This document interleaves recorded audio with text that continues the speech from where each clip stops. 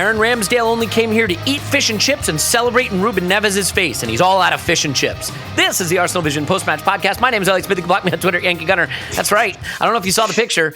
Aaron Ramsdale at full time. Oh, did he celebrate? He didn't just celebrate. He celebrated directly in Ruben Neves' face. And I'm here for the pettiness. Usually, leave the pettiness to us, the fans. We got you, Aaron. We got this. We know how to be petty. But he's like, no, I can be petty too, and I am here for it. In a week when the world-famous Clive voiced over Aaron Ramsdale's star turn in a fish and chips commercial, he becomes the star of the post-match celebration squarely in Ruben Neves' face, and I love it.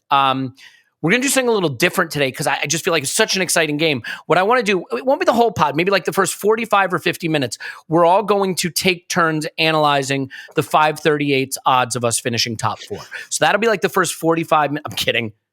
We're not going to do that. It's stupid. Nobody cares about that. We're going to celebrate. We're going to luxuriate in what was really a watershed moment. Feels like a watershed moment. I was saying to Tim off mic, well, we were technically on mic, but we weren't recording the conversation.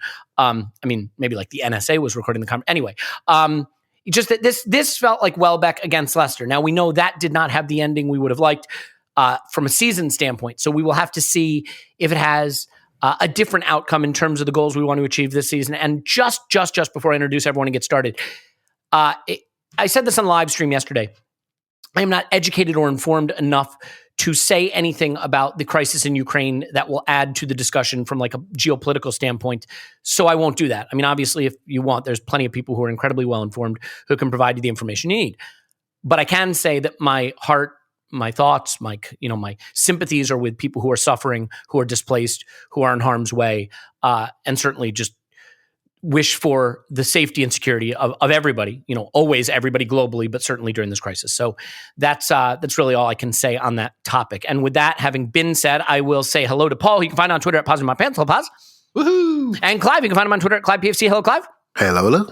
And Tim, you can find him on Twitter, Stuberto. Hello, Tim. Hello there. Yeah, nobody begged off this podcast, let me tell you. Everybody's like, yes, I would be happy to discuss that game if you need me. Thank you. And I think we need everybody, all hands on deck, because what a game. I want to start from the end and then we'll wind our way back because I think it's such a big moment that just connecting with the emotion of it is important. So Tim, I'll start with you. Obviously, I guess at one point in time, it would have been accurate to say you attend every single game. Now you just attend, let's face it, fair weather fan, like 95% of the game. I pick and choose, yeah. Yeah, you do. There's at least a handful of games a season you don't make it to. Yeah.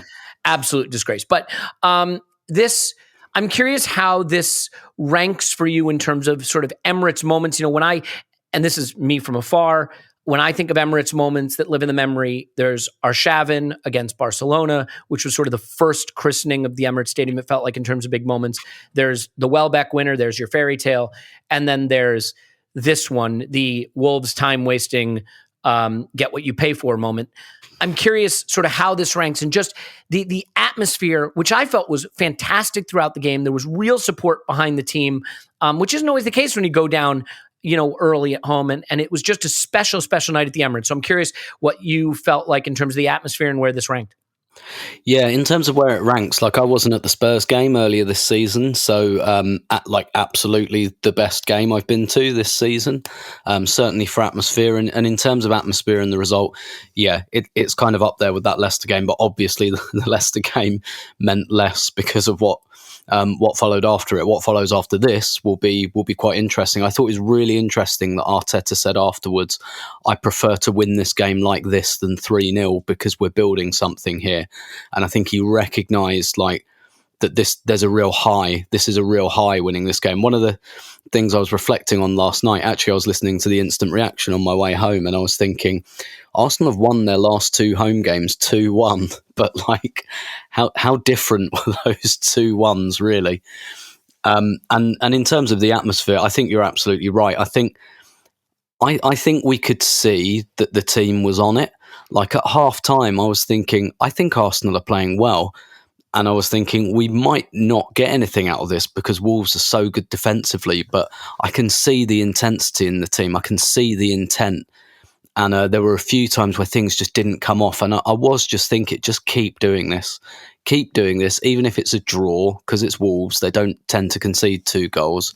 Just keep going. And there was a real connection and intensity. And I think, it's chicken or egg. I don't know which came first, the team or the fans. But I think you could really see it. And I saw a really interesting post, actually. Someone pointed out the way the winner comes about and how patient the build-up is. Like Saka has it wide and he doesn't just lob a cross in.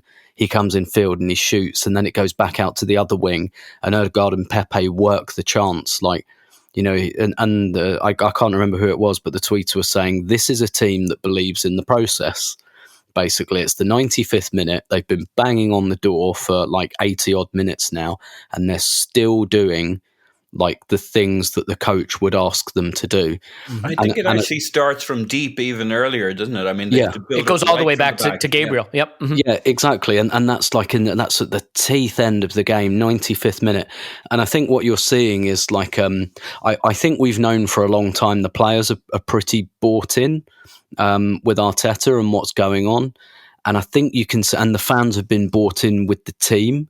Definitely, but I think you can see a real mutual, dare I say, trust of the process coming out. And I think some things added to it as well. Like a good friend of mine who I go to games with, also called Tim, he always says the worst thing a team can do at the Emirates when they're leading is waste time, because it just gets everyone pissed off and it makes the crowd angry, and whether the players feed off that energy. And so there was that into it, and obviously there was the context that we played each other a fortnight ago and things like that. So there was a real buzz all the way through. And all I can tell you is today I've got I've spent half of today deliberating whether I've actually broken my thumb, because I did it to my pinky. I did it to my pinky with a high five at the time. Well, because I've got I sit in the front row of the upper tier. I've got the advertising hoarding ahead of me, and when Jimenez was having a shave and having a trim before he wouldn't run. Oh no, we've accidentally tried to substitute. Oh no, I fell over. All that bullshit. The advertising hoarding in front of me got a bit of a walloping, and then it got another walloping when Lacazette scored. And I am calling it Lacazette scoring, by the way. And, yes, and it will forever be known that way on this podcast. Yeah. And I've got an enormous bruise on my knee from where I crashed into, the bit in front of me when this got, just the best kind of, you've been at a game when you've got some war wounds, basically. Yeah, ideally not from the firms meeting up afterward, but from the celebration of a goal. Yeah, I mean, so many things, right? The adrenaline was pumping so hard for me. I can't imagine what it must be like, obviously, for the players. And when Paul and I turned on the mics to do the instant reaction, obviously Clive sent in his message from the ground, my brain was not functioning. I could not get the adrenaline to slow down, and people have let me know that with some of the things I had to say on that episode. I got home, and usually from a midweek game, I'll have a little scroll through Twitter. Maybe I'll scroll through Twitter in bed or something. But I got home and I was I don't know, 11:30 or something. I was there's no chance I can sleep in the next hour at least. And I just went and sat on the sofa and scrolled Twitter, because I was there's just no point in even getting into bed. I still had that adrenaline surge. Yeah, absolutely. And I mean, just so much emotion. I do feel really happy for Lacazette and you saw what it meant to him. And we'll talk a little bit more about him, the ups and downs of his performance, and obviously the way the game finished a little bit later on.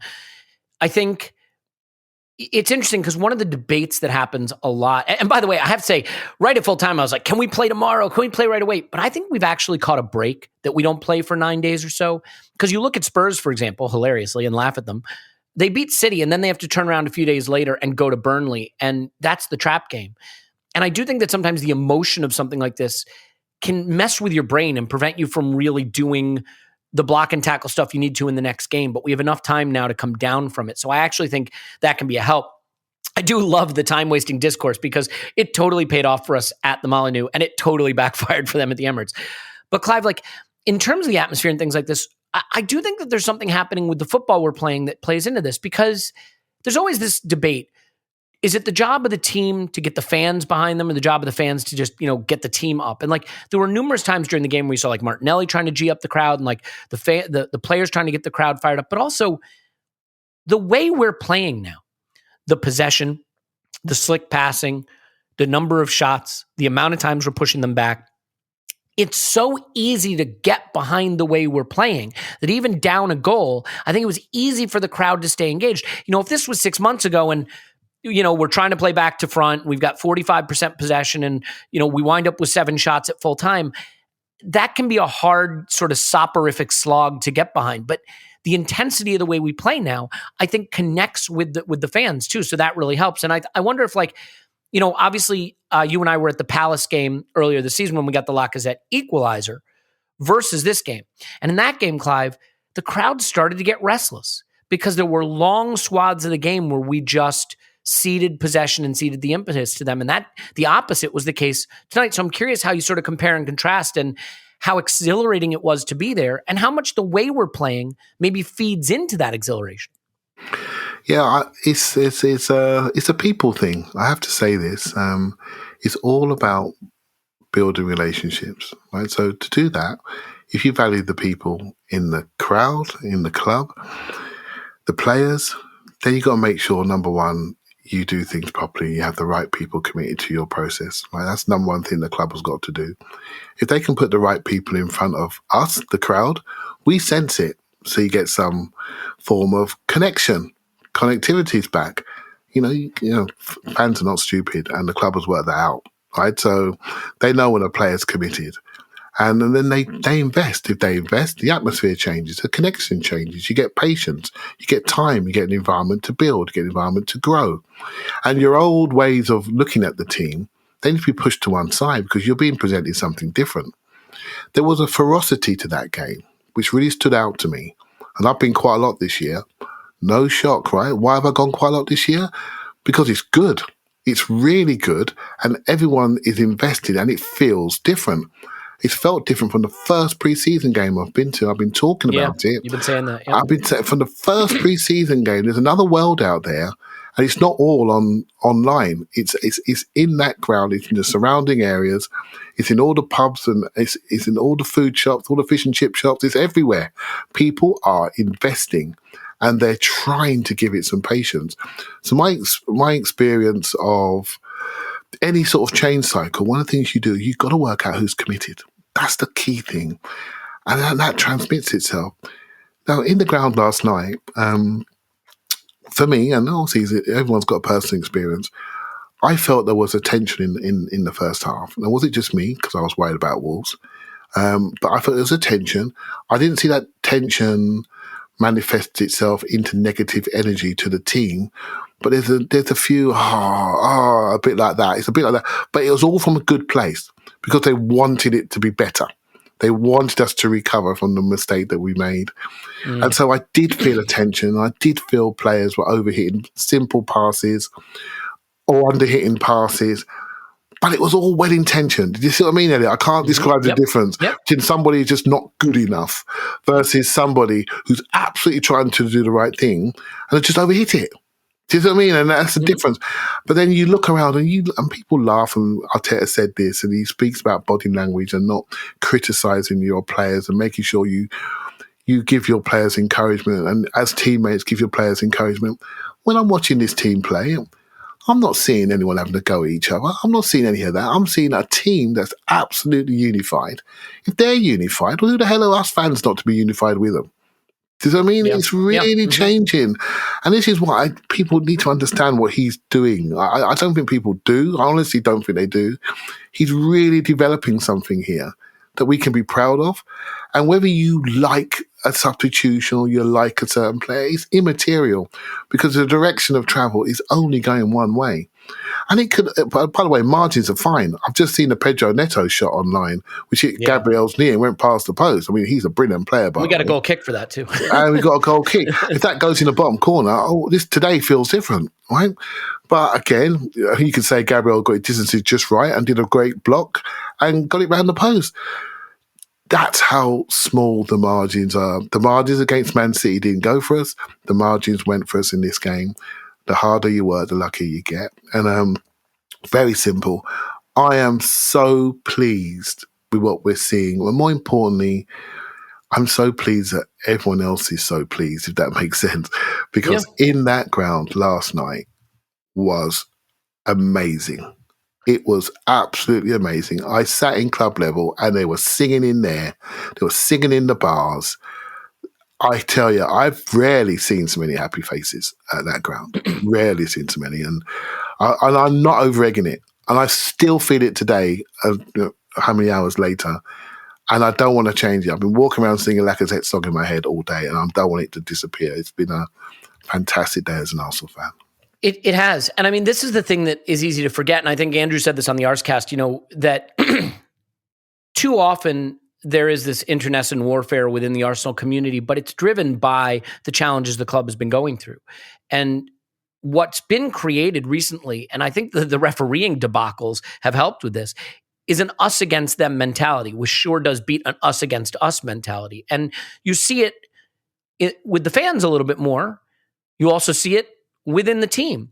But, I do think that the sort of ridicule figures, there aren't quite as many of those, obviously, in the team anymore. The way we're playing, I think, is a lot easier to get behind. And I've tried to articulate this in the past. I haven't always said it the way I'd like to. But I think my point is that, for me, when the football looks right, when I see a process on the pitch and players on the pitch doing the kinds of things that I think long-term can deliver you where you want to go, then I'm much more ready to ride the ups and downs. I'm much more ready to accept that, okay, a Gabriel makes a blind back pass to the keeper and gets it wrong and they get a goal, because it's frustrating. But like, when you have 27 shots and you create a lot of pressure and there's a lot of one-touch passing and there's pressing and you're winning the ball back, like, it's just easy to get behind that. And Paul, I think this is the thing that I want to get to before we then go into the individual moments of the game. There are vulnerabilities and downsides to every single type of football you can play. If you want to play low block, bunker in, very defensive long ball football, there are downsides to that. If you want to play pressing football, there are risks associated with that. Every type of football has risks. And in this game, we saw the risks of the type of football we're trying to play now. Less of a net, more up the pitch, more driven to create chances and find openings, but we got caught on the counter a few times. And I think people, sort of messaged me on various channels to be like, do we need to worry about the way we did get cut open a bit? And do we need to worry that, some of our defensive solidity isn't there as much? And I would argue, Paul, that like, I will take that for the trade-off, which is now we can get a couple of goals to win a game where we've fallen behind. We can create. I mean, I think we had 2.7 expected goals against Wolves. And the only team that's matched that this season, I think, is Liverpool and City away. And that's it. And Wolves had won 4 away in a row.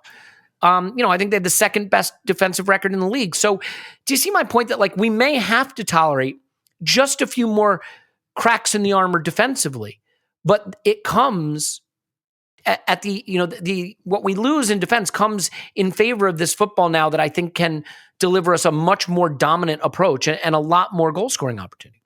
Yeah, you got to take risks. Yeah. You're not like 27 shots, as did Clive apparently last night. You got to take risks, as did Clive. To be fair to Clive, he was high on adrenaline. It was not a heavy night for Clive. He's here. He's clear. It wasn't a light night. It was a. Okay. So I take it back. I was trying to get your back there. Stop trying to besmirch my reputation. I'm trying to build. Well, the 27 shots, man. We can't have that out there. Like, people are going to worry about your longevity. Go ahead, Paul. Sorry. The thing is, it was a process, right? It wasn't like you can't go back 6 or 12 months ago and say, well, we should have just done this then, right? Mm-hmm. The problem with the process, the making of the sausage is ugly. And unfortunately, we got to see all the making of the sausage. Like, you can't get to here without starting from there and going through the process. So we've gone through it. You might say we could have got there quicker, but like, more goes wrong than right? Like, lots of shit goes on along the way, lots of stuff we don't even see. Hopefully this Amazon Prime documentary that's forming in parallel will reveal a lot more and will be a hell of a watch. I think last night was some more good content for it. absolutely no surprise that if you had to pick a team to do one of these things about, we're going to deliver the most insane narrative structure for that documentary possibly. Yeah, I don't think we're even really trying, and yet this stuff, like Arsenal content is just the best, even when the team sucks. So, like, here we are. We're finally got the toothpaste into the final third, in and around the edge of the box. We haven't really fully mastered our patterns in the box, our finding, but we're like, it's getting there. It's coming. We're creating those chances, and like, yeah. Look, if you spend your time in the final third in the box attacking, you're taking risks against a team like Wolves. Like, this is how they do it. I thought it was like the guys had the experience of being in the crowd at the game, but we had the experience of watching Paul Ince's punditry afterwards. What a miserable fucker. I'd forgotten how miserable he was. Going on about how worrying our performance was, and like, I'd take 38 worrying performances like that a season. yeah, it makes it like, but I think there's like, you could dismiss it and not talk about it, but I think there's something in there in that I think we're not quite sure how good this performance was, but you got to first say, hang on, this is Wolves. They're hurting everybody. They're making everybody look bad. I think it's 45 games they've gone a goal up and not lost, but we just beat them. Exactly how pretty did anybody think this performance was going to be? How flawless? Like, how do Wolves do it? They stop you. They make you look bad once they get a goal up. A lot of the punditry afterwards was teaching your grandmother to suck eggs, in the sense that it was all this, oh, well, Wolves shouldn't have played so defensively, shouldn't have sat. You're telling Wolves how to defend a 1-0 lead? Wolves did exactly what Wolves know how to do. And part of that is neutralizing the opposition, making it clunky, blocking the center, so that team feels they haven't played well, so that their supporters think it wasn't the performance. Like, this was a great fucking performance. I thought so, yeah. And by the way, Ruben Neves agrees with you. I think he said, we didn't play well. We didn't have enough of the ball. They pushed us back. And when they do that, you're at risk. So, yeah, I think this is the kind of performance that I'd like to see more of. And Tim, so like, let's go through some of the incidents. And like the first, we'll go through two quickly.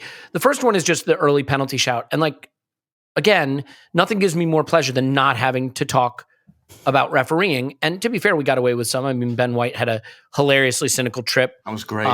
Yeah, that was great. I mean, Gabriel did deflect a shot out for what should have been a corner that we were given a goal kick for, which helped us at that time of the game. But like the early penalty shout, I sort of wasn't as caught up in it, in part because it was so early in the game and we had cut them open so beautifully right from the start. Naturally from Saka's side, where everything good early was going through. But at the ground, I know it can be hard sometimes to know what's happened, but in retrospect, do you have any strong lean on the early penalty shout? No, not at all. I didn't notice it at the time. And I have to be honest, I don't think it was a penalty. Like, I've looked at it a lot of times. There might be something I'm missing because a lot of other people seem to be quite firm on it, but it looked to me more like a block than anything. I don't really think that was a penalty. There was certainly no shout for it at the time. Yeah, I think it goes more to my point that, like, for some reason, all the 50-50 calls just don't seem to go for us this season. It's not that I think we're not getting Stonewall stuff particularly. I mean, there's some of it, obviously, but so that's a more minor incident. The big incident, obviously, is when we concede. And, I think this is where the intention to play is a little interesting, because there were times in this game where I got a little frustrated with Tierney for just hacking the ball out for a throw when I thought he could have, controlled it, gotten to a teammate. But like, part of the intention to play and keep the ball in play and keep the ball moving and keep possession is that occasionally you're going to get it wrong. And Gabriel gets it wrong. I don't know what, in the moment, I thought Ramsdale could have done, like, he hesitates. I think he's going to go down and collect it and then realizes it's a back pass and then he doesn't have time to get back from his feet. White goes to sleep a little bit, so he's not there to cover the goal. But it's a Gabriel error. I mean, do you think that this is just one of those things that you chalk up to saying, look, the team wants to keep the ball in possession, they want to keep recycling, they want to keep playing it, and every once in a while you just make a boneheaded error? We haven't done it in a very long time. Yeah, it's one of those shit happens things. To your point about Tierney as well, actually, it's interesting you say that. I had a couple next to me last night who are listeners to the podcast, by the way, and I'm mortified they've seen who I really am, having sat next to me for an hour and a half a game. But because I had that, like, I didn't like screaming. I just like there was a point where Tierney, as you say, like he just launched it out of play when they played it down the line, and I thought he should have gone back to Ramsdale, and I kind of went, oh fucking. Like just to myself, but actually the guy next to me said, yeah, but that's how we conceded the goal 5 minutes ago, right?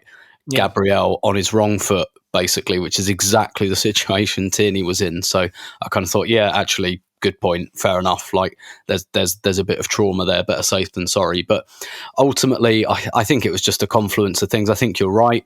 Like it's one of those shit happens things. Ben White wasn't expecting it, so wasn't quite there. I don't think Ramsdale was expecting that. I think also it was a pass that probably should have been played with the right foot, just in terms of the angle. If you're angling the ball back to the goalkeeper, the right foot would have been the better option there. With the left foot, it was a much more square pass, and that's always a lot more risky. So it was like that. I do think one of my kind of takeaways from this game is actually that in a way, because when that happened, like, you know, I've kind of researched Wolves a lot this season, and if you look at their scores, it's like binary code. Lots of ones and zeros. 1-0, 1-0, 0-0. Yeah, 0-0, and I thought, oh Jesus, like we've given them a goal, and that's a bad decision. That's a bad position to be in. And I was thinking, right, okay, I do this thing with myself when we're 1-0 down, and it's like almost like it actually matters, like almost like cashing out and gambling. Like, at what stage would you accept the draw? Because you're always Clive wanted it pre-match for what it's worth. Yeah, and I was and. Yeah, and I was thinking that during the game as well, and you know, but you keep thinking to yourself, no, even if we equalise in like the 80th minute, there is time to score after that.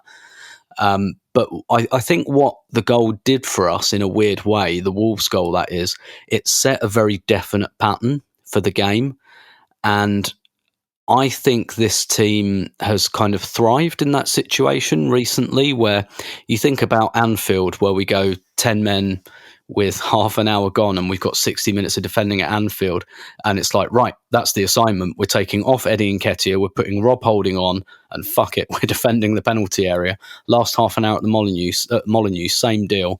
Right, we're down to 10, like sod getting the second goal. The assignment here is very clear.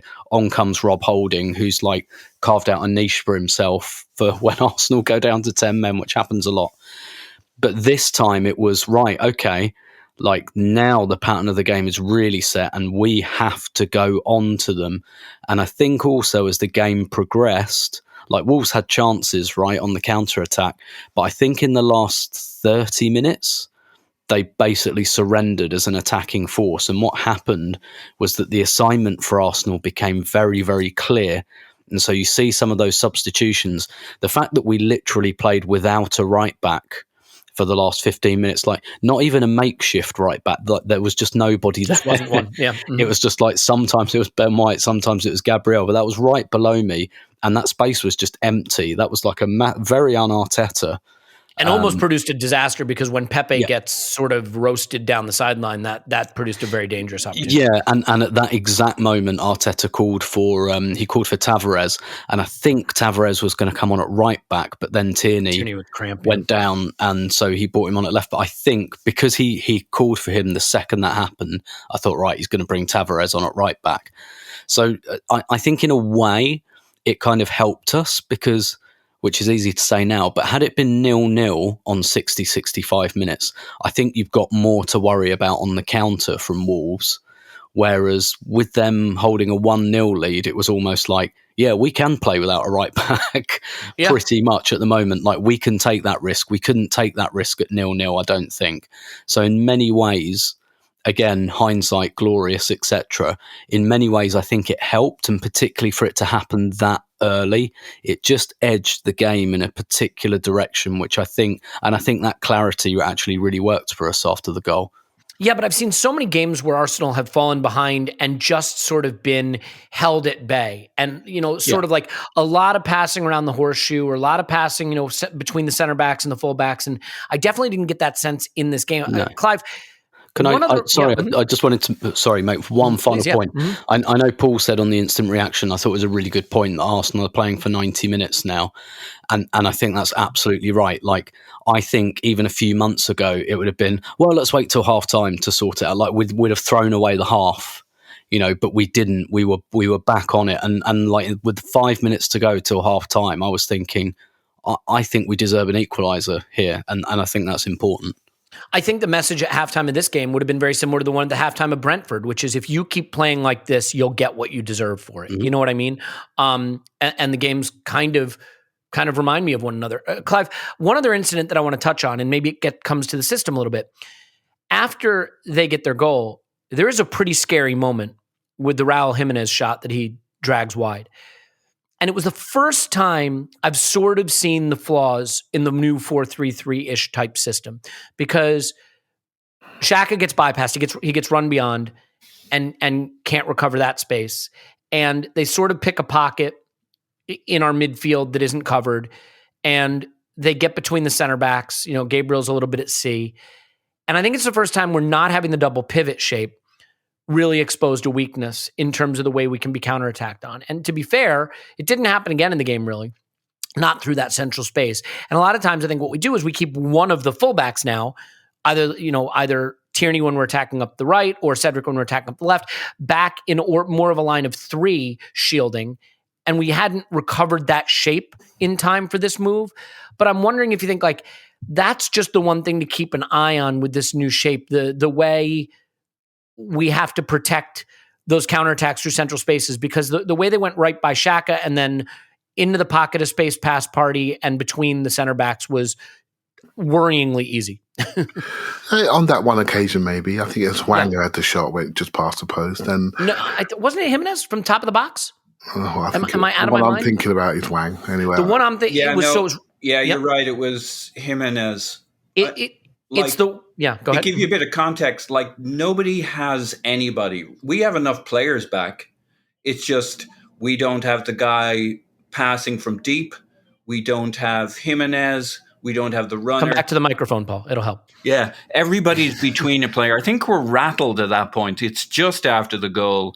We're trying to attack. There's a turnover, and we've got 5-6 players back, but nobody's next to anybody. Nobody's watching their player.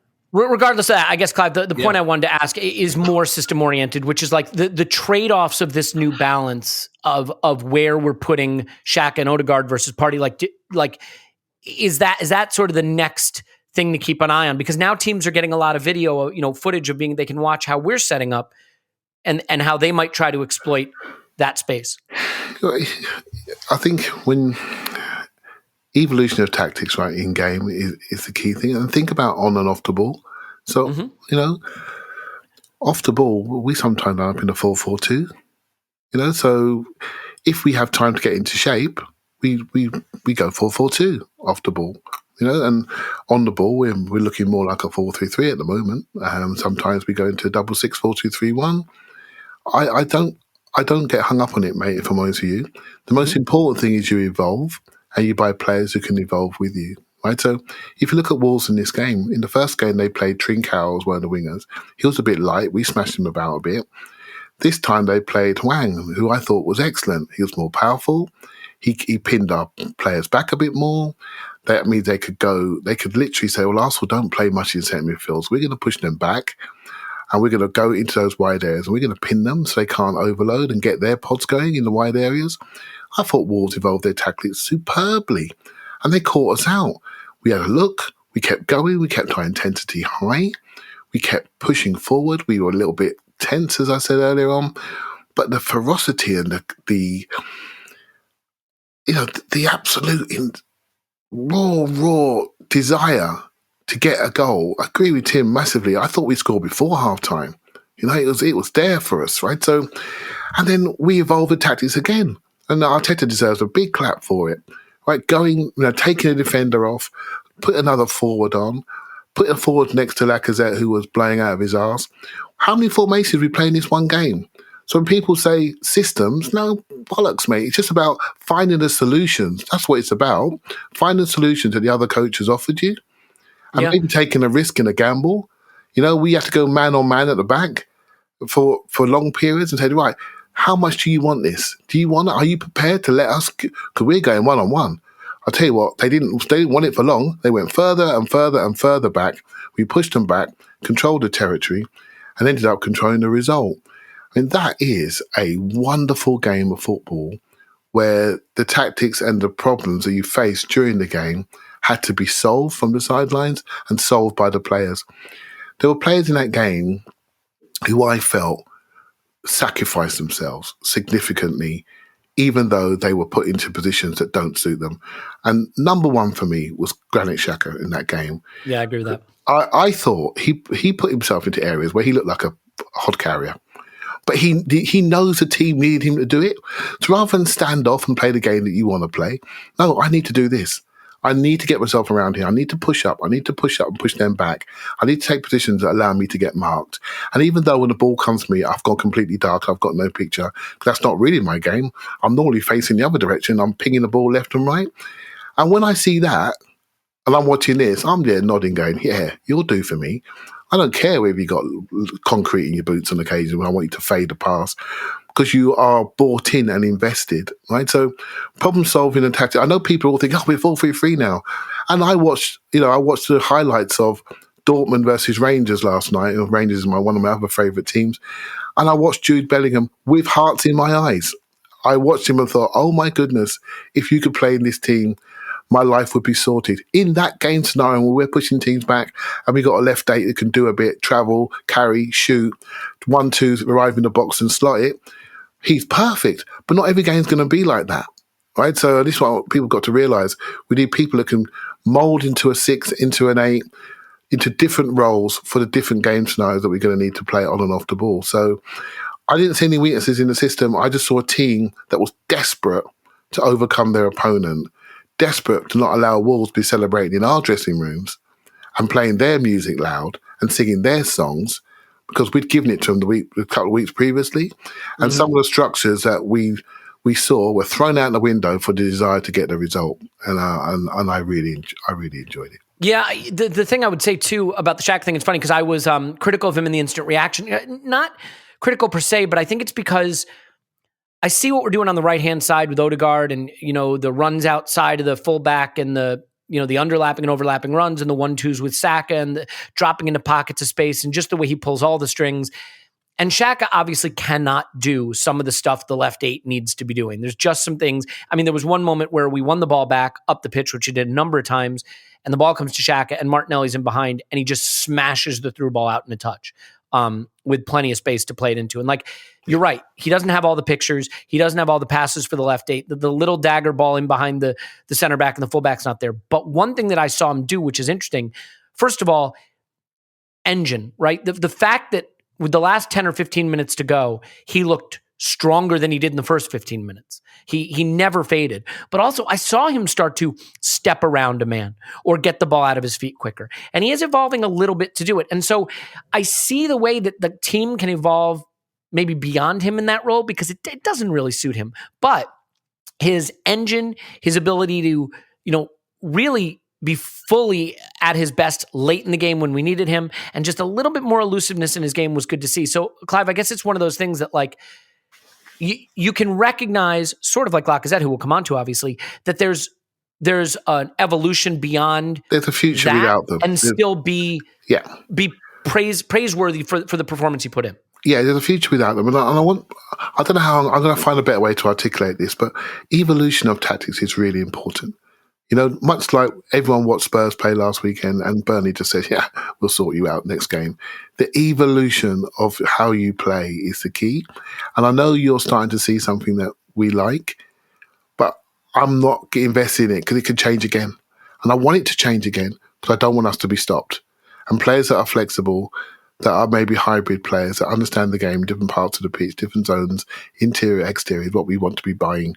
And when you're looking for the future players, they've got to be able to do 2 or 3 roles comfortably And when we have that, we can put out a 15, 16 squad, and we're not sure how they're going to play. And that's really, really where we want to get to.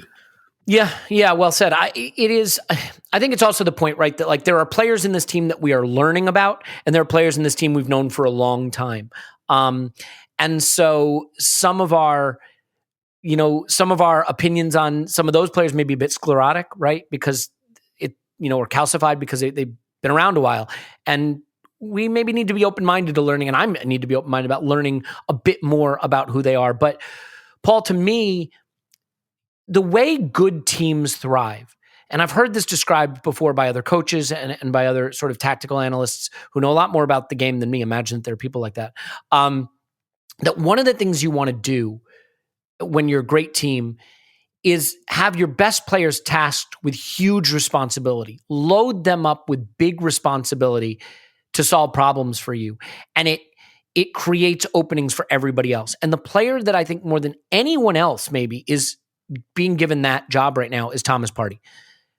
I think Thomas Partey's role early on in his time at Arsenal was more complementary in that double pivot system. And I'm not sure we always saw the best, but now it is very much that he is being given the ball with two guys charging down on him, or no time to react, or no opportunity to really assess the situation. And his quickness of thought and feet and his elusiveness, it's so important to our ability to keep possession and push other players like Odegaard, now Saka and Martinelli up the pitch. I think sometimes we look at physiques. We look at Odegaard, he's a 10, and we have a thought in our mind of what that is. Well, actually, he's an all-engine, cover the most ground, run everywhere, never stop running player.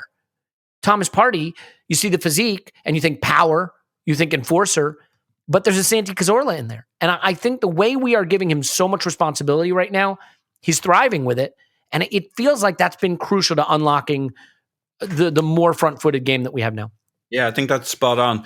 Look, it was clear that the Wolves' strategy was to stop Partey.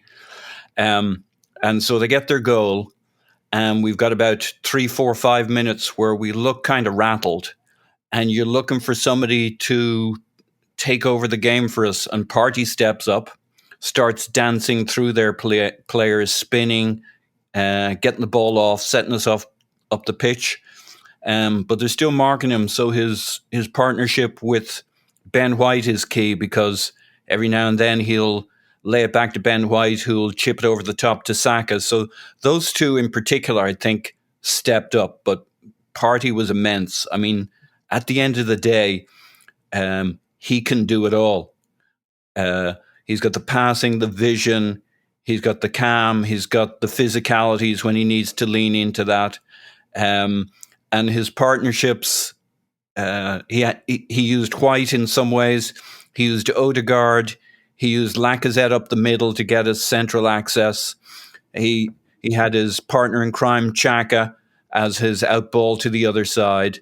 And the two fullbacks would pop up to give us the additional players in midfield. Because that's the thing about Xhaka being forward up. Far up the pitch and us being a little exposed. That's why you pull your full backs into midfield to give you the cover if there's a turnover, which is what didn't happen in the Jimenez chance. And so to Clive's point, there isn't a formation or a set system. It's kind of this dynamic thing that's kind of living and breathing, the lungs kind of going in and out and adapting. And so you have these relationships around Partey that I think were key. But for me, it was all about Partey. That's what brought us back into the game. I can think of other seasons where we didn't have the midfield to kind of put their foot on the ball, take control of the game, and start moving the opposition back and moving them around and moving it side to side. I think Partey was immense. And White was almost as significant, especially in the first half, because we needed to put our thumb on it. Yeah. And I mean, to be fair, he fades a couple of balls over the top to Saka, but one that, I mean, if we're going to criticize Lacazette sometime for not getting his shot off, the one he fades over to Saka where Saka takes just a little too long, the defender's able to get back. Like, that should be an assist and an absolute, picture book assist. Yeah, he hesitates. I don't think his first. I mean, these things are tough, right? But I don't think his first touch with Saka's first touch with his left foot is perfect. It's okay. And then he's got the defender swooping in on him, but he takes too long to get a shot off. And I think that's where he picks up the limp he has for the rest of the game. He gets clattered by the guy coming across from us, probably Feckin Kilman or something. It seemed to affect him. 400 pounds of Kilman. It is interesting because it's like, I think there was some criticism for Martinelli's game, and I'm an apologist for him, and I'll admit that I tend to see the good and I tend not to see the bad. And like, we all have players that we favor and see the good in, and players that maybe we tend to see not the good in. And like, I'm as guilty of that as anyone. But I do think the fact that you've got Ben White fading balls over the top on the right-hand side, you got Martin Odegaard playing 1-2s on the right-hand side, and then over on the left, you have Gabriel, who's not as good a passer, Xhaka, who, for all of his hard work and good work, is not going to unlock a defense the way Odegaard will. I don't think it's any accident, by the way, that Pepe becomes so influential, but from the right. And why do we put Pepe on the right? Because we trust Saka to take more responsibility on his own on the left. But Pepe gets the benefit of exchanging, passes and Nketiah too with Odegaard, who's absolutely central to both goals in his own right. So, it is just a little bit of a difference right now that the right-hand side, I think both in White and in Odegaard, has the more dangerous lock pickers, so to speak. And to be fair, Partey tends to lean to the right because Xhaka's to the left. I mean, it should be nice and symmetric, but it isn't. So you even have Partey over to the right. There's a lot going on the right that the left doesn't have. The left is typically our more direct wing, our faster wing with Martinelli, Tierney, or Smith Rowe, and that's okay, right? We build cleverly up the right and we swoop in up the left. Both works. And I mean, I think that like it'd be fun to see maybe more switching in game so that Martinelli attacks the right hand side a bit. Saka can come in off the left, because I think what Saka can do, he can unlock a defense by himself, just, by dribbling defenders. Whereas I think Martinelli is more about making the run and the delivery. The two chances that he had, the stab finish that I thought was really inventive and excellent, that just misses the far, I guess sort of the angle, the right angle, is a pullback, a cutback. And then the one where he tries to lift it over the keeper first time is a beautifully chipped pass. Ironically, when Odegaard had drifted left and plays it over the defender into Martinelli's run. So, Tim, before we sort of shift gears to talk a little bit of Lacazette and obviously just the more about the emotion of the win, Thomas Partey, I think you and I in particular have voiced opinions about like thinking there's more in there. And I think some of the frustration with the player wasn't a doubting of the talent, but a doubting of the impact we were getting relative to the talent. And I think the role he's being given now really does bring that to the fore. I thought this was a Thomas Partey game. And it's funny because if you think about like the best teams in the league, like City and Liverpool, you don't hear the names of the guys at the base of their midfield very often, but they absolutely make things tick. And when they're not there, they're not as good a team. So it's not going to be the role that gets the headlines, but I think seeing how well he's playing in this role, he deserves that credit, because I think he's been an absolute game changer for us. Yeah, 100%. And you're exactly right. That's why we were maybe harsh on him. Like, I wouldn't be harsh on a player that I didn't think had it in them, quite frankly. Like an El Neni, right? Because you know who he is and what he can do, and it is what it is. Yeah, precisely. It's not that new Partey playing at the back, or at least in the build-up. Like, I remember when we played at Burnley in September, and I was right behind the goal, and actually it was might have been one of Ramsdale's first games, and I do think Ramsdale coming into the team has been a key to that, because he can play that pass along the floor through the lines. But at Burnley, it was Partey who was the one who was dropping to receive. It was still much more of a double pivot at that point, but it was Partey, and then Xhaka was the next in the chain. Whereas, for a few years we've had Xhaka as the first point in that chain, and it completely makes sense because Partey can go both ways. He can turn away from pressure. I think he's got a few different passes in his locker, and whereas Xhaka, it's very much spin the ball up the line, up the left to Tierney. And you remember that Brentford game, the first game of the season, where it was just beyond parody, basically, just Xhaka to Tierney, spam across in and hope for the best. So it's given us more angles of play, and I really like that connectivity between Partey and Ødegaard. I think that's really, really coming on. And Partey last night, like I was sitting there and I was like, this is like, you know, he looked like Vieira. That's like one of the biggest compliments you can pay a player. It's just that kind of, yeah, come for me. I don't mind. I really don't mind. I enjoy it actually if you come for it. And just like sucking players in and that's like a problem a player like that gives you. It's like, if I go to close him down, he will probably go there's a good chance he'll go past me, but if I stand off him, he's got a pass on him. And we know he's got that diagonal pass from his time at Atleti. So he's just been so fundamental, and you know, like you guys were saying, you can just see where the next steps in this team are, and you can see that, like, look, we very much tried to sell Xhaka last summer, right? It didn't happen, and he was given a new contract. But like, remember, for most of the summer, we were quite intent on selling him, and that tells you that, you know, that's not because he's a bad player or anything. That's because we want a different type of player there. Now, obviously, they didn't think they could find that player and thought, well, okay, let's tie Xhaka down for another year or two, and we'll sort it out later. But it shows you can see the footsteps in the sand, basically, of where this is all going. And yeah, I thought Partey was absolutely imperial. I do think the one thing, and I know Clive said this on his recording on the instant reaction, I absolutely agreed with, was at half time I was thinking, not because Xhaka was playing badly, I was thinking, what's the substitution here? Because I don't really want to take anyone off. Like, I think they're all playing quite well. And I was like, I'd love to put Smith Rowe on for Xhaka in this scenario and just have him in that left eight, which we have seen before. I was thinking that's the sub I'd really like. But a little bit like going 1-0 down, in the end, the fact that we didn't have Smith Rowe, I do think it kind of worked for us, because we had to do something a bit crazy. We couldn't just go like for like at each position. Yeah, exactly. It was just like, right, okay, I don't want to move Saka. He's doing good things. Don't want to move Lacazette. Definitely don't want to move Ødegaard. Like, lots of them are playing pretty well. And he did the Pepe for Martinelli thing. And it's like, right, I don't want to take any of those players off. And I haven't got Smith Rowe here, so I can't go like for like. So I've got to, like, all right, I'm doing Nketiah for Cedric. I'm not sure he'd have done that if he'd had Smith Rowe. Actually, I think we'd have seen another like for like swap, which might still have been enough. I don't know, but I just felt like that was quite an interesting, that Arteta was almost forced, and I don't want to take any credit away from him by saying that, but was almost forced into doing something quite outlandish, which again ended up working for us very well. Yeah, absolutely. I totally agree. That Nketiah for Cedric sub, like, that really won me over.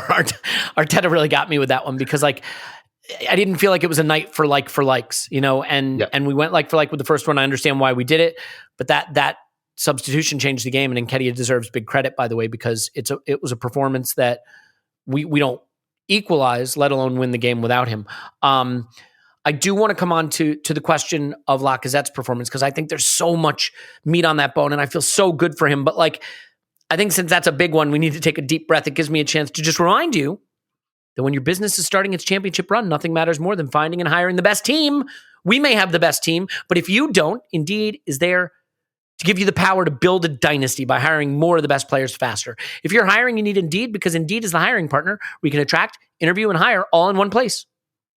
And Indeed is the only job site where you're guaranteed to find quality applicants that meet your must-have requirements, or else you don't pay. See, that to me, that's a really nice feature. Instead of spending hours on multiple job sites hoping to find candidates with the right skills, you need one powerful hiring partner that can help you do it all. Indeed partners with you every step of the hiring process. Find great talent through time-saving tools like Indeed Instant Match, assessments, and virtual interviews. You can go on these other job sites and literally be there for days and be like, what did I just look at? That's why you need Indeed. With Instant Match, as soon as you sponsor a post, you get a short list of quality candidates with resumes on Indeed that match your job description, and you can invite them to apply right away. Plus, you only pay for quality applications that meet your must-have requirements. Indeed makes it easy to hire great talent, and according to ComScore, they're the #1 job site worldwide. So start hiring right now with a $75 sponsored job credit to upgrade your job post at Indeed.com/Blue Wire. Offer valid through March 31st. Go to Indeed.com/Blue Wire to claim your $75 sponsored job credit before March 31st. Indeed.com/Blue Wire. Terms and conditions apply. Need to hire, you need Indeed. And spring is around the corner. Maybe not here in Minnesota, but in most of the normal places of the world. Spring is about regrowth, Spring is about things springing up to the ground, the world becoming fecund again, the world growing. But when things grow, you need to prune them, you need to trim them. You know where I'm going with this. You need to manscape them. That's right. Don't let spring be about your personal body growth getting out of control. You need the Lawnmower 4.0. It is just simply the best trimmer I have ever used. It is waterproof. It has a long battery life. It has induction charging, so you can just put it in a cradle. It's a bright light. It's got trimmers that use ceramic blades with skin-safe technology so that you don't have the nicks and the cuts. It's funny. I've been talking about this product for a while, but just like organically in the Discord, I noticed a bunch of people the other day being like, yeah, I got it. It's really good. I was like, see, this is what I'm talking about. We're not going to steer you wrong here. We're not going to be like, hey, get the Weed Cutter 7.0, which actually just leaves you bloody and disfigured. We're talking about the Lawnmower 4.0. It's the best product I've ever used for this. You're going to do trimming, use this. Then you can get their tonics. They got the toner, they got the deodorant, they got the cologne, which is all from natural and organic products. Plus, you get the Shed travel bag. Get the Performance Package 4.0. That's the way to go. Go to manscaped.com, use promo code ArsenalVision, save 20% and free shipping worldwide. Manscaped.com, promo code ArsenalVision, 20% off, plus free shipping worldwide. Clive, is that enough of that? Indeed. There he is, like a pro. All right, Clive, let's talk Lacazette. This is an interesting game because there were times in this game with Lacazette where I'm like, if we have an other striker, we're winning this game 3-1, 4-1, not losing it 1-0. And yet everything we did that's good at some level goes through or touches this player. Lukaku got pilloried the other day for having a game where he had 7 touches, and 2 of them were from a kickoff, from the center circle. Well, Alexander Lacazette had 47 touches. He had 3 dribbles. He had 2 key passes. He had 8 shots. I mean, in terms of pure involvement, and he's dropping shoulders, he's leaving people for dead. He's dribbling past guys. He was doing the things that really make this team tick, and yet times where he just does not get the shot off.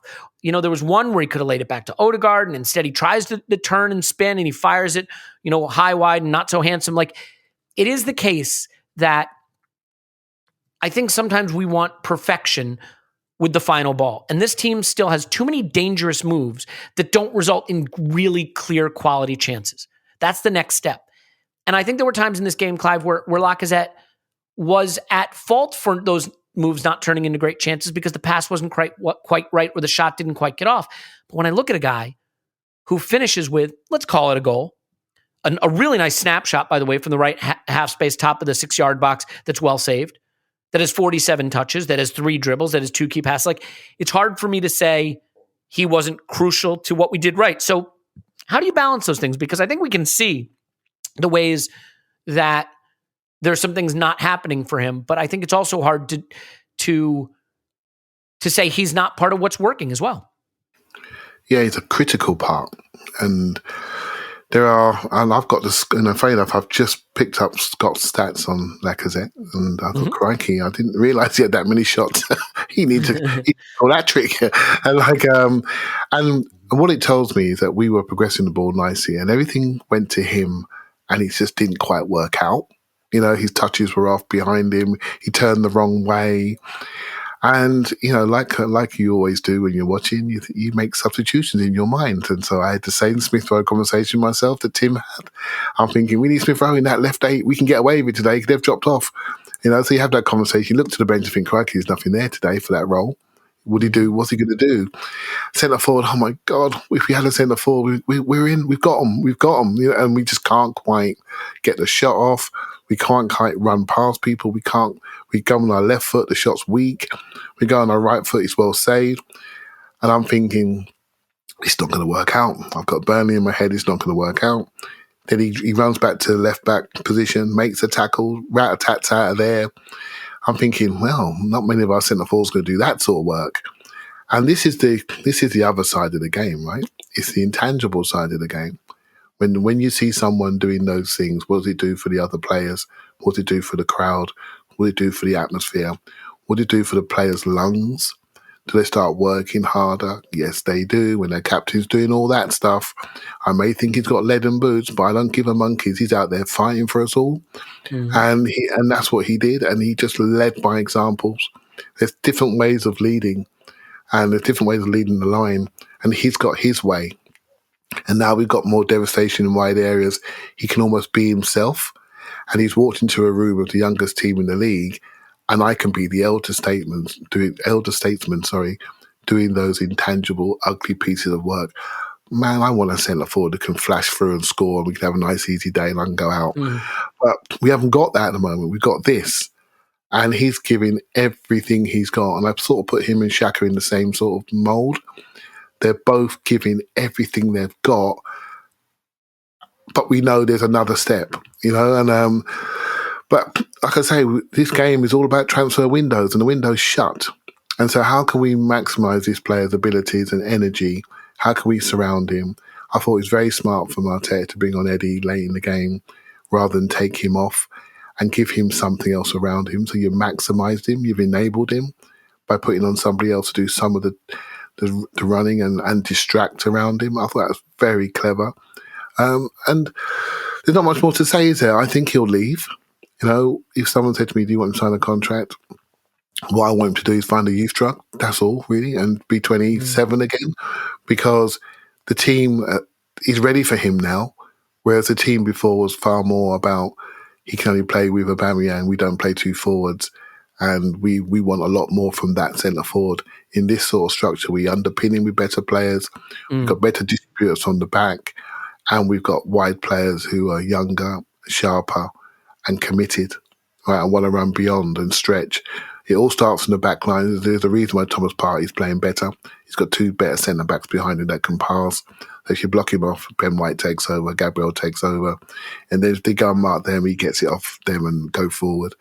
So there's a whole unit here, really, and sometimes you walk into the room and the room suits you, and this room suits Lacazette. I'm afraid he's going to be walking out of it, but there's a clear indicator on what we need going forward, and that is an all-action, big space player that connects his team to both sides and can really push a team back. And when we have that, maybe a bit younger, I think we'll be fine. Yeah, I mean, the funny thing is, like, the Lacazette conversation and the Xhaka conversation right now are probably a bit analogous in that you absolutely can't take them out of this side and be as good as you are, but you see those roles as being upgradable. And so you have to celebrate the good work being done by those players. But look, if you want your team to be the best team, every single player should be up for grabs for upgrading if it's possible, right? And that doesn't mean you dislike the player you have. I mean, I've seen people saying, do we need to wonder about Tierney? Is there an upgrade opportunity there? That would have been unthinkable 6 months ago. But every position, when your team is starting to look this good, is a position that you look at and you say, can we get a little bit better there? Because you know what we're not doing now? We're not taking a team that's broken and trying to figure out how to fix it. We're taking a team that's good and trying to figure out how to tweak it. And that's a very different position than we've been in for years. It was very easy to say, well, you have to take Mustafi out and upgrade that. No kidding. You have to take Kolasinac out and upgrade that. You have to take Willian out and upgrade that. But now it's a good team. I said this on the Instant Reaction Pod, and I really believe it.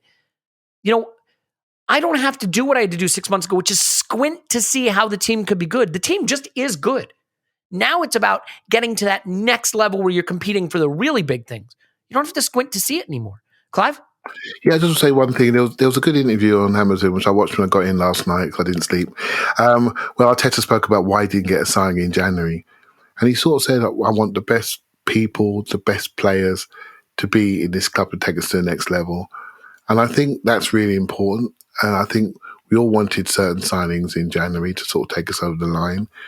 But there's no point if they're not better people and are not as committed to the program as what these group are. And I think I said this before, I really think he's looking to add some top quality to this group and to not just be a top four team that scrapes over the line, but to stay there. It's going to be so interesting the next phase of this group project, shall we say. Yeah. I'm not sure what he's going to do, mate, to be honest. I'm not sure. He might go 2 or 3 big uns and underpin with youth players. I would. Yeah, I would. Just because the team's good now. So you're going to need to add something really, I hate to use the phrase world class, but world class to improve it.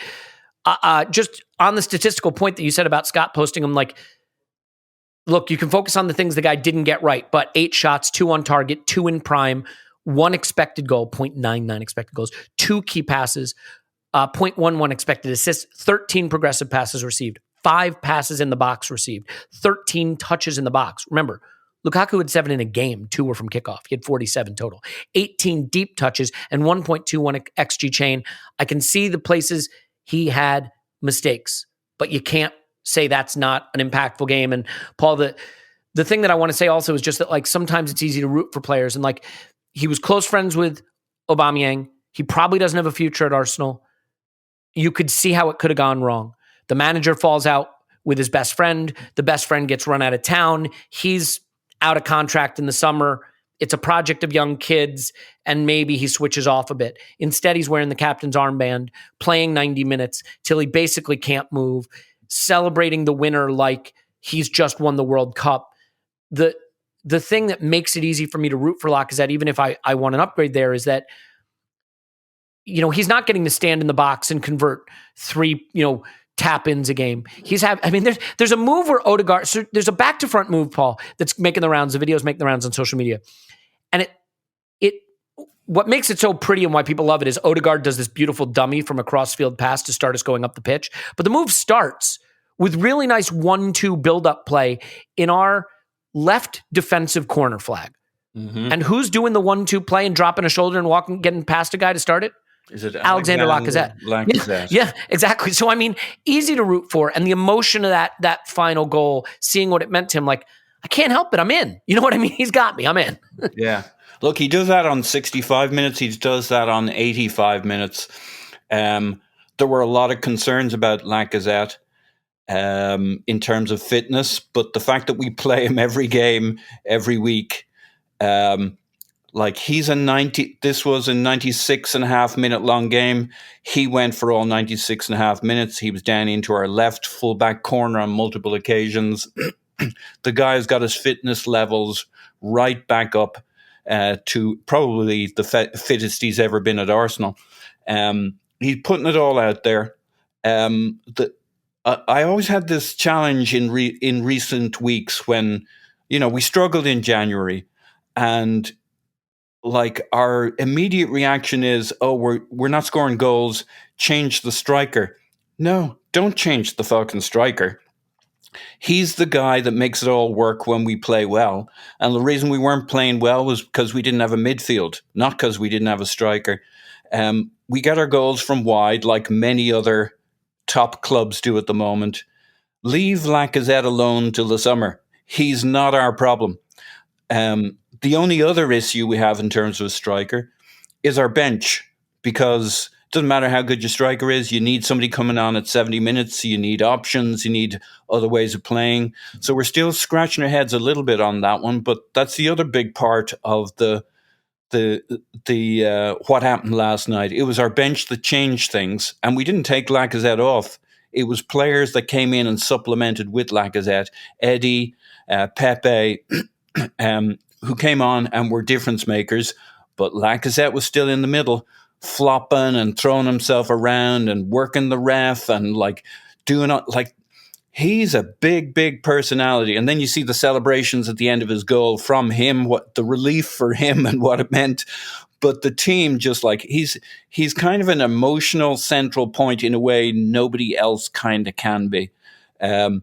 And I don't think it was a good idea that Nuno kept hitting him on the head after he scored that goal with his knuckles. I don't know what's going on there. Everybody's grabbing his head and rubbing it. I mean, he's going to need that. Saka gave him a slap on the back. Yeah, I don't know. What have we got? 9 days till our next game? He's going to need it. He's probably got the concussion protocols are coming in. And he had his moment celebrating with the crowd. I think he's kind of the emotional center of this team for the next couple of months. And do not pull him out of the middle of it. It's there are certain components in a helicopter engine that if you don't know exactly what they do, you know what it's called, and kind of know a couple of things it's connected to. I wouldn't yank it out of that engine because you think you've got a better idea how that engine should work. I think this guy's in terms of how we play, in terms of how we access central areas, even when he's not great, if we're playing okay and good, he might have a lot to do with it because of how we play. it was a really big game for him. And I did, unlike some of you lily-livered types, I didn't lose faith here. I was praying to the patron saint of unlikely comebacks, Saint Stephen of Bergwijn. And I had a strong belief that we could get our at least one goal, and once we got that goal, I really felt it was coming with these guys for that second goal. And I don't normally get like Tim. I normally settle for some kind of result. I would have settled for a draw normally, but like there's something. Arteta's right. There's something going on here. And you talked about his halftime speech. One of the things he threw in there was he told them, "Look, we're going to have, if we want to get into the top 4, we're going to have to win 2 or 3 of these in the run-in."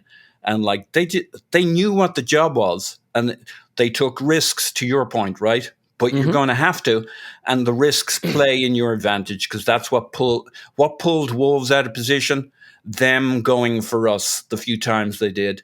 Yeah, we played from back to front, and Lacazette always is a big piece of how we play and how through the middle. We used to not be able to play through the middle, and we've clarified the situation with Aubameyang.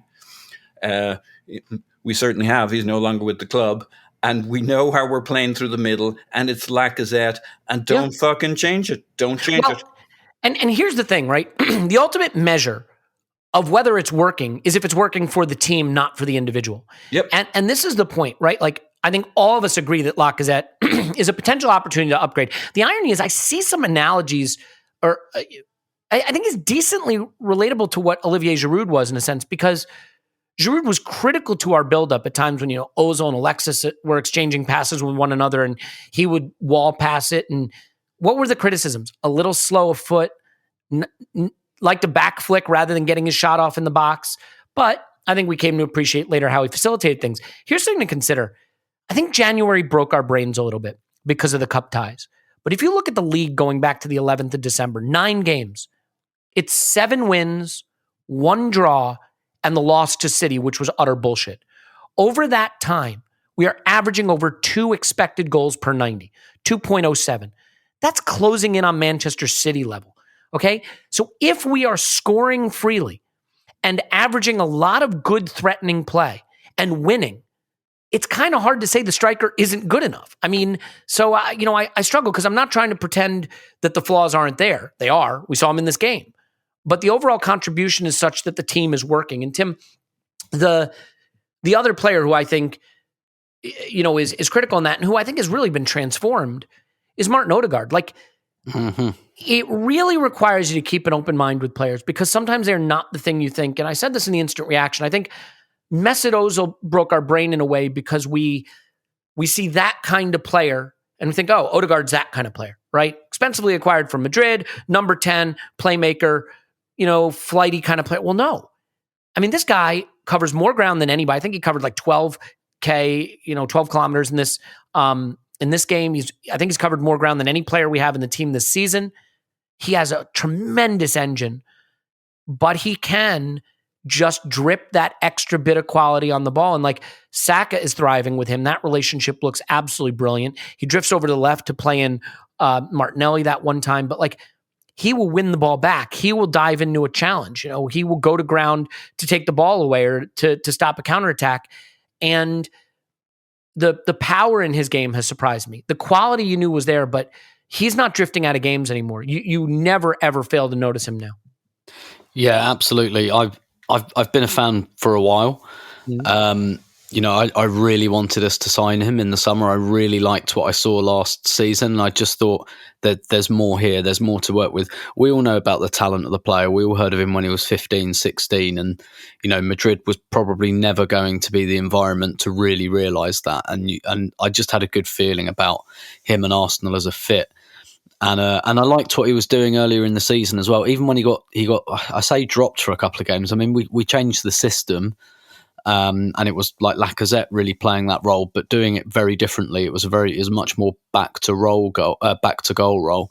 But Odegaard, particularly the last few, I think as soon as he came back into the team after that, I think we played Newcastle, and I thought he was the best player on the pitch, and I just thought, yeah, he's fine now.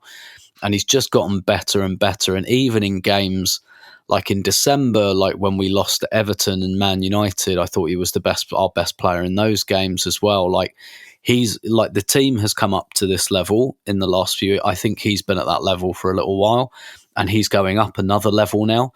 And it's always weird. Like again, I don't want to create like a big split between, you know, people who watch in the stadium and people who watch on TV. It's just I have a you know, a very stadium-centric perspective, just because that's how I've kind of always experienced Arsenal. But sometimes it's really difficult to explain, but you can just see players growing.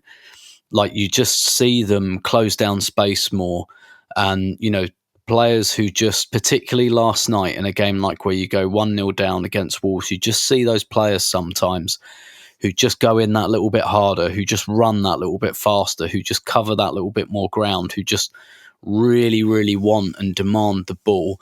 And I thought we really got that from Ben White. I think we really got that from Thomas Partey, and we really got that from Martin Odegaard as well. You could just see him demanding the ball, and when he got it, everything he did was supercharged.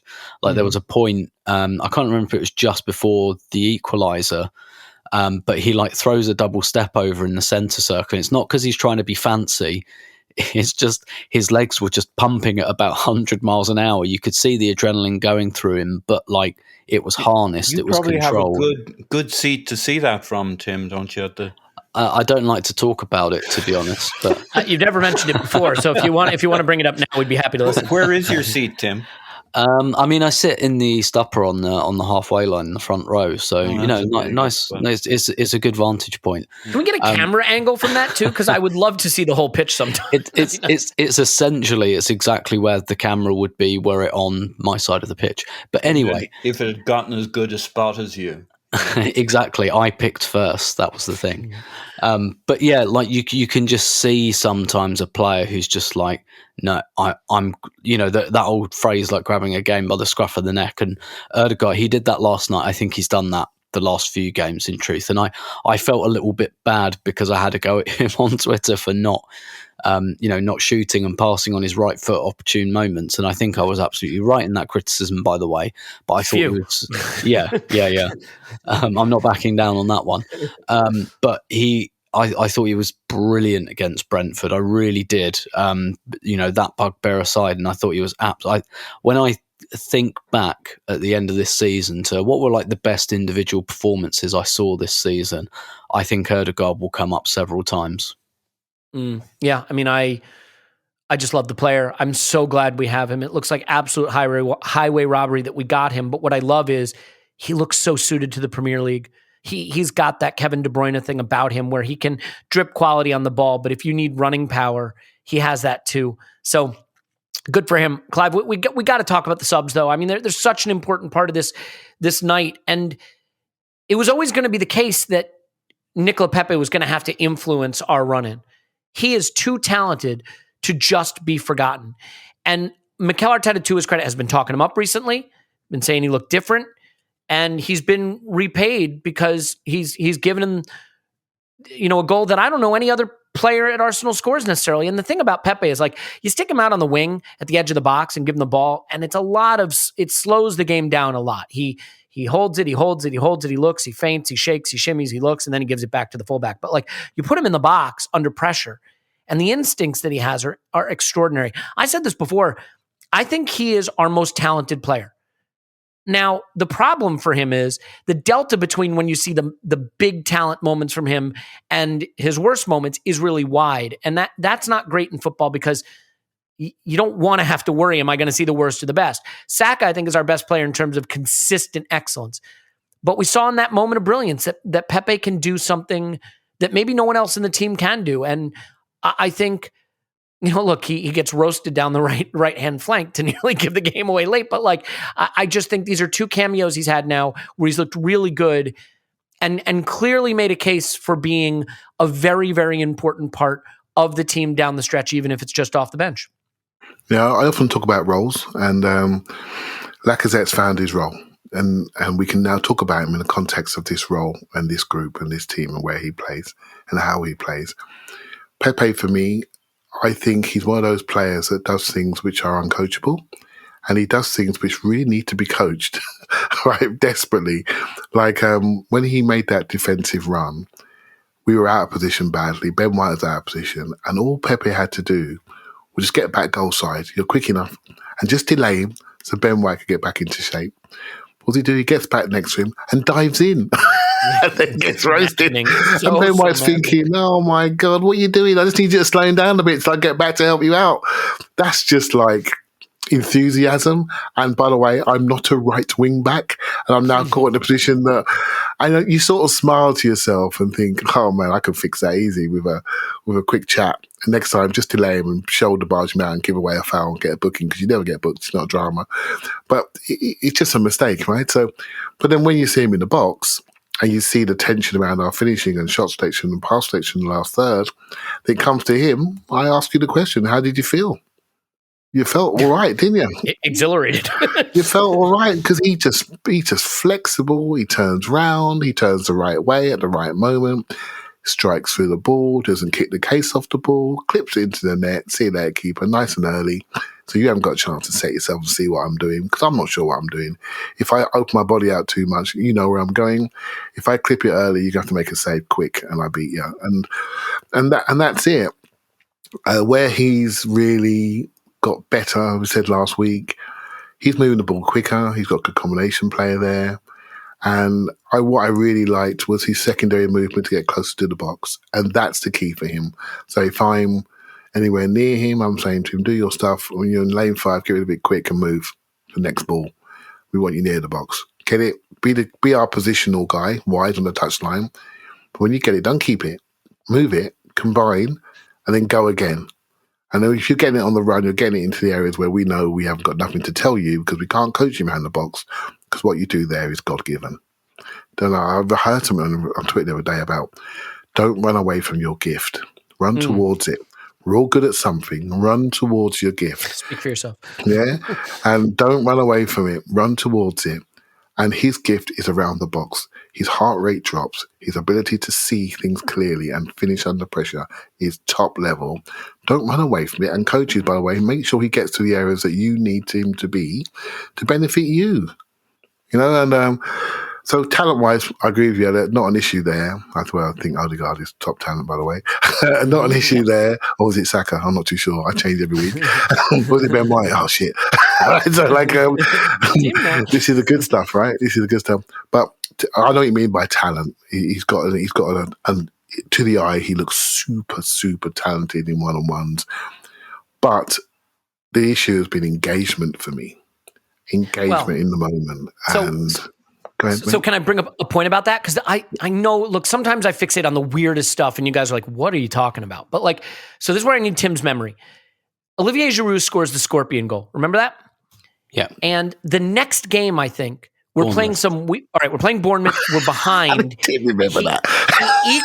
He equalizes and runs off to the corner doing an homage to a scorpion goal while his teammates are like, Olivier, back to the center circle. You remember that? Yeah. Yes. They're like trying to, and like, Pepe has been out in the cold.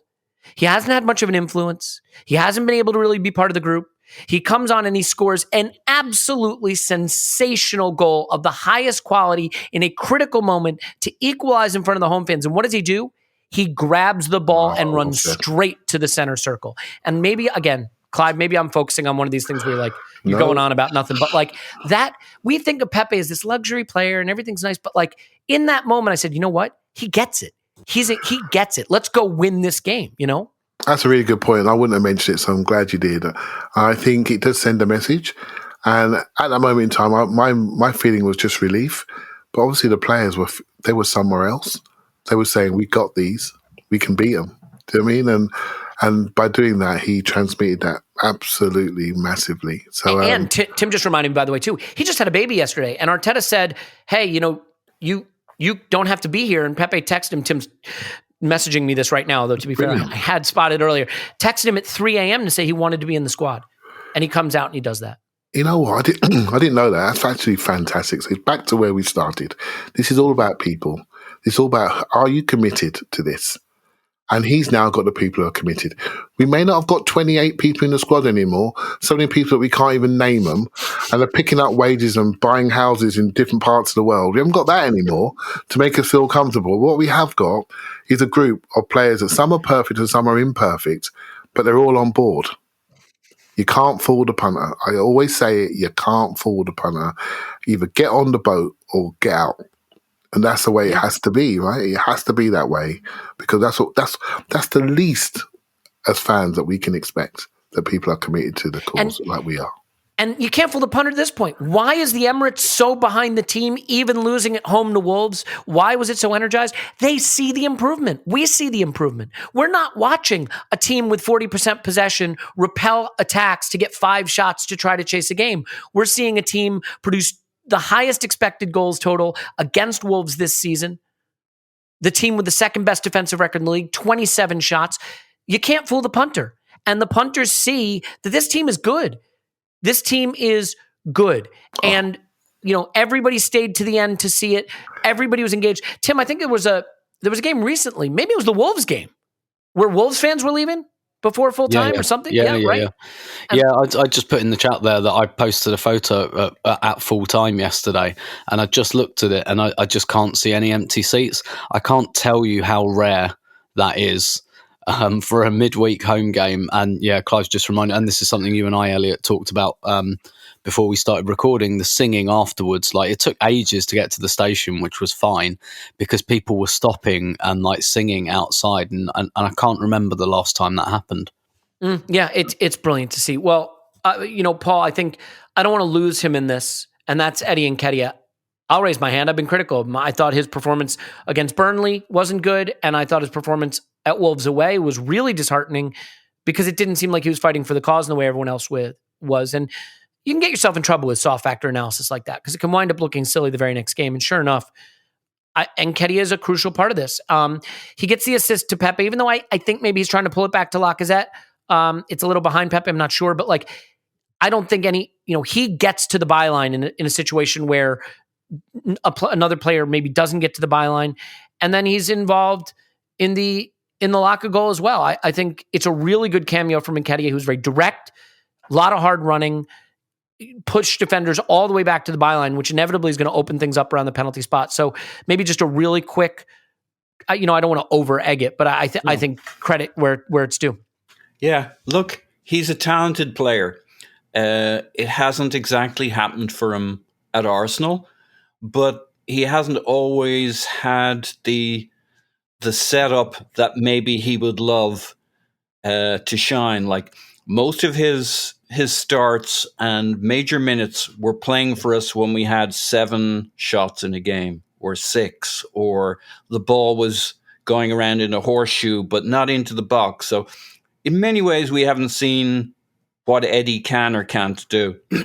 But and the bigger issue with the Wolves game, like, what he did was okay. He ran around a bit. There wasn't too much for him to do. Run around a bit, chase a few people. Really, his body language was way off. And being the age that the energy he brought, that transmission thing that Arteta talks about, now it's significant. And I bet he learned something, because there's no way he's not on the social medias. And basically everybody ripped him. So he's come back, right? I'm sure they've talked about it internally. He's got the message. He's got the memo. Last couple of times he's come on, he's been energy, he's been effort. That is a really good cutback. I mean, we can over-egg where a ball goes in the box. Look, they put it into good areas. After that, it's the other player's job to get onto it. That's a really good, sharp cutback from a tough angle at a critical point. He's fast, he makes the run. Excuse me. There's plenty of other running. Like, what are you going to want from a guy coming off the bench? Make the runs, put the ball into good areas, hope some shit happens, and Pepe pulls out a moment of genius. And so, to your point, let's not over-egg it. The bench came up big, and the bench was basically Pepe and Eddie in this game. And in any case, we're looking forward, right? What matters is, what's this do for the team, the belief for these guys becoming significant contributors. We kept Lack on. We brought on Pepe and Eddie, and shit happened. We made stuff work, and we go again. And that's at least it gives us all a bit of belief, and him a bit of belief, and the team a bit of belief that when he comes on, he can make something happen, and that may be enough for a while. And maybe he'll get the chances at some stage before the end of the season where he could actually be a striker in the centre, and we're creating opportunities, and he can work his magic in the penalty box because he's a very clever finisher. Yeah. Well, I think, Tim, we can finish with this. There have been bumps along the way to get here. I said this earlier. This team was broken and needed to be fixed. And when a team is broken and needs to be fixed, sometimes the analysis is easier because it's easy to spot where it's broken and it's easy to spot what's not working. This team is fixed, in my view. Now it needs to be tweaked. And that's a little harder to analyze because saying we can upgrade on Lacazette isn't the same as saying he's bad, or saying that we can get a better left eight than Xhaka isn't saying Xhaka's bad. And it's the little tweaks. But I tweeted this the other night after a few drinks, admittedly. I said, look, I've been mixed in my reaction to Mikel. And people at both ends of the spectrum have let me know what they think of that. Fair enough. But I do feel very fortunate to have Mikel and be invested in what we are trying to do rather than dealing with Spurs type of situation. In general, it's been my opinion that changing managers isn't the end of the world and is generally smart if you have serious doubts about them. But showing some patience and trusting someone whose philosophy is sound sure beats getting bantered off by your mercenary manager du jour. And I finished it by saying, so in summation, leave it to Spurs to make me appreciate what I have as an Arsenal supporter. I guess what I want to finish with is in this moment, this sort of ebullient celebratory moment where we really feel like things are coming together and the fans are behind the team and the team is fighting for each other and the unity is there, but there's also fun football to watch. Do you think that now the patience we have shown that we've not always been prepared to show, to be fair, I'll hold my hand up and say that this looks now like we have gone from a broken team with a lot to fix to just a plain old good team where the next step is just the tweaks at the margins, Yeah, absolutely. I wrote something last week about who the next captain might be next season, and it was like there are 5 or 6 players I'd be more than happy with, and you've got to say, like, credit to both Arteta and Edu because like they've brought those players in, and even the ones they haven't like bought like Saka and Smith Rowe. Like they've given them the number 7, the number 10, the contracts and everything like that. They've not been afraid to throw them in as well. And, all the questions I was thinking about the other day, all the questions we asked, like, is this it with the football? Are we going to progress to something a bit more progressive? And we have, and those questions have been answered. I agree with you. Like my contention has always been, I don't think I ever went fully like he has to get sacked now. I think I was for quite a while. I was in if he got sacked tomorrow, he couldn't really complain. Yep. But it's so hard to see the wood for the trees when you've got a manager who's managing for the very first time, and there isn't that sense of pattern in your head. So what I'll say is I think the club took a really brave decision to do it, and that's why I was behind it at the time, and also just because I felt like. Again, I keep saying we were forced into it. Like, I don't think we were forced into it, but basically there was a real lack of options on the market, both when we hired Emery, let's be honest, and then when we came to do it again, and it was like, God, do we just keep churning through like Ancelotti's and like Spurs, Nuno's and Conte's and stuff, or do we just go for the mystery box here and go with a bit of a clear project? And it has to be said as well that initially, like, I do think this kind of the team we've put together, it's quite recent, like most of the players we really like and have taken to were signed last summer, basically, other than Partey and Gabriel. Like the last 2 summers, Partey and Gabriel and the lot we bought last summer, there's a Willian in there as well.